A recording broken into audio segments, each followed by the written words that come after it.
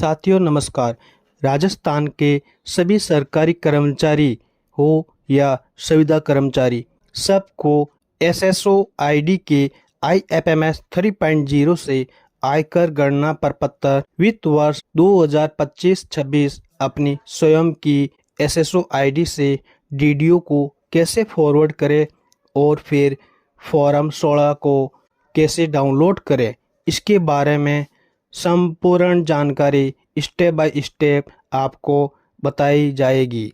इस चैनल पर अगर आप नए हैं तो कृपया करके चैनल को लाइक और सब्सक्राइब जरूर करें। साथियों, सबसे पहले एसएसओ आईडी में अपनी एसएसओ आईडी और पासवर्ड लिखकर लॉगिन करना है, जिसका इंटरफेस कुछ इस प्रकार दिखाई देगा। फिर आपको IFMS 3.0 पर क्लिक करना है।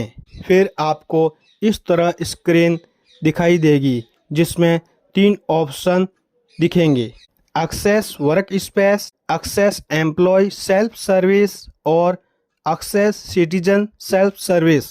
आपको एक्सेस एम्प्लॉय सेल्फ सर्विस पर क्लिक करना होगा, जिसका इंटरफेस कुछ इस प्रकार दिखाई देगा।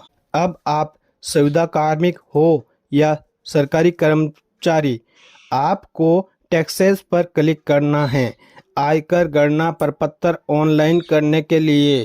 फिर आपको RITMS पर क्लिक करना है। फिर आपके सामने कार्मिक से संबंधित जानकारी और सैलरी से संबंधित जानकारी शो होगी, डिस्प्ले होगी।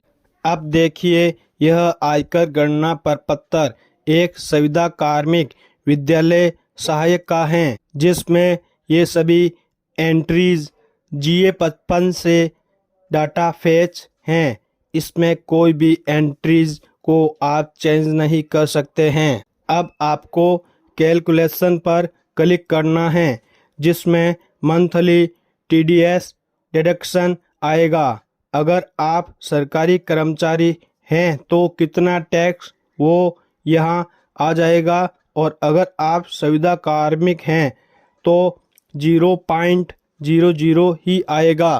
फिर आपको व्यू और अपडेट इन्वेस्टमेंट डिक्लेरेशन पर क्लिक करना है, जिसका इंटरफेस कुछ इस प्रकार दिखाई देगा। अब देखिए, इसमें आपको एक वित्त वर्ष की सैलरी और आपके सैलरी से क्या क्या डिडक्शन हुआ वो, और कितना टैक्स आपकी सैलरी से काटा गया है, और अब कितना टैक्स बाकी है, और अन्य ऑप्शन दे रखे हैं, जिसमें से पहले से ही एंट्री हो रखी है। फिर आपको इस पेज के सबसे नीचे एक ऑप्शन दिया हुआ है डिक्लेरेशन, उस पर क्लिक करना है। फिर आपके सामने एक नया पेज डिस्प्ले होगा, जिसमें आपको टैक्स रिजाइम के न्यू पर क्लिक करना है। फिर आपको सबमिट ऑप्शन पर क्लिक करना है। फिर आपको अपना नाम लिखना है और ओके पर क्लिक करना है। फिर आपको आधार नंबर लिखकर इसके नीचे चेक बॉक्स पर क्लिक करके सबमिट पर क्लिक करना है। फिर आपको OTP लिखकर ओके पर क्लिक करना है। फिर आपका ऑनलाइन आयकर गणना प्रपत्र डाउनलोड हो जाएगा। अब ये डीडीओ के पास सबमिट हुआ है या नहीं, ये चेक करने के लिए आपको सबसे ऊपर माय डिक्लेरेशन पर क्लिक करना है। फिर आप देख सकते हैं रिक्वेस्ट आईडी, जो आयकर गणना प्रपत्र सबमिट करने के बाद ये नंबर शो होते हैं। फिर देखिए अगले ऑप्शन रिक्वेस्ट डेट, जो आयकर सबमिट करने की तारीख होती हैं। फिर देखिए आप द्वारा आयकर गणना प्रपत्र सबमिट किया हुआ है का स्टेटस फॉरवर्ड टू डीडीओ दिखाई दे रहा है। फिर आपको सबसे ऊपर माय रिक्वेस्ट ऑप्शन पर क्लिक करना है, जिसका इंटरफेस कुछ इस प्रकार दिखाई देगा।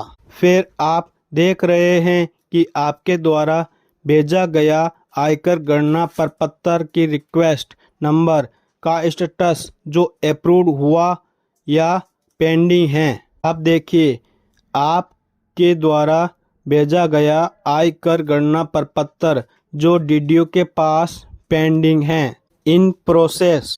अब देखिए कि फॉर्म 16 को डाउनलोड कैसे करें। जब आपका आयकर गणना प्रपत्र डीडीओ के द्वारा अप्रूव किया जाएगा तब इसी पेज के द्वारा फॉर्म 16 को डाउनलोड किया जा सकता है। अप्रैल 2026 में यह डाउनलोड का ऑप्शन इनेबल होगा।